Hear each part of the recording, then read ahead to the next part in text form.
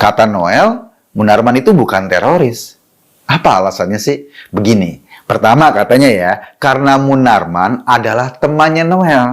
Jadi karena Noel kenal sama Munarman, dan Munarman kenal sama Noel, maka Noel mengambil kesimpulan Munarman bukan teroris. Nah, itu. Beberapa hari lalu saya diundang sebagai narasumber oleh Kompas TV dalam acara Kompas Petang. Gini-gini bisa masuk TV loh. Televisi swasta itu mengangkat isu soal aksi Emmanuel Ebenezer yang dikenal dengan panggilan Noel. Noel datang ke pengadilan Munarman katanya atas inisiatifnya sendiri dan ia menjadi saksi yang meringankan Munarman. Kata Noel, Munarman itu bukan teroris. Apa alasannya sih? Begini, pertama katanya ya, karena Munarman adalah temannya Noel. Noel sendiri mengaku kenal Munarman sejak tahun 2000. Jadi karena Noel kenal sama Munarman dan Munarman kenal sama Noel, maka Noel mengambil kesimpulan Munarman bukan teroris. Nah, itu dia. Jadi kalau bukan temannya Noel, mungkin kesimpulannya Munarman teroris. Karena temannya, maka nggak jadi teroris. Itu alasan pertama. Alasan kedua, masih kata Noel, Munarman tuh nggak pernah meledakkan gereja atau melakukan bom bunuh diri.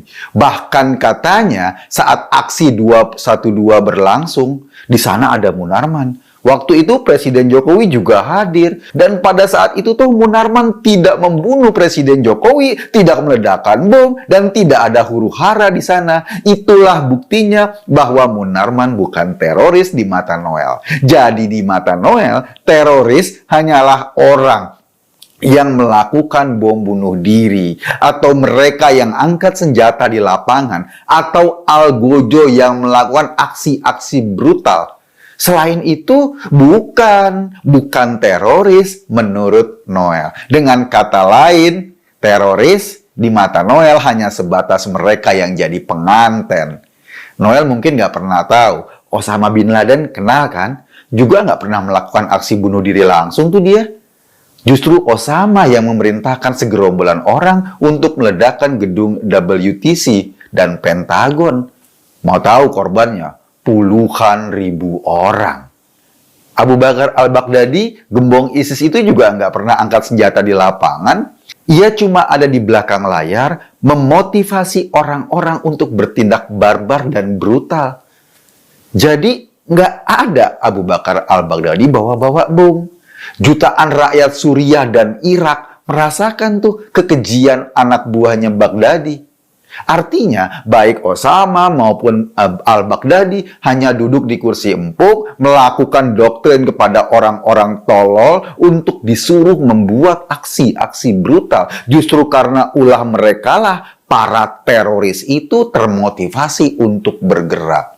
Dalam catatan dunia ya, kedua nama itu adalah peringkat 1, musuh kemanusiaan, dan dua-duanya udah tewas. Demikian juga di Indonesia. Ada Abu Bakar Ba'asyir, ada Aman Abdurrahman, ada Para Wijayanto. Mereka ini bukan sebagai aktor lapangan. Mereka dianggap sebagai ideolog atau pihak yang mempengaruhi orang lain untuk bertindak brutal. Keduanya sudah dijatuhi hukuman dengan menggunakan undang-undang anti-terorisme. Sementara Para Wijayanto nanti mau dalam proses persidangan. Dalam jaringan terorisme memang ada pelaku lapangan. Mungkin ini yang dimaksud Noel sebagai teroris. Tapi jangan lupa, di belakang pelaku lapangan itu ada banyak orang yang terlibat.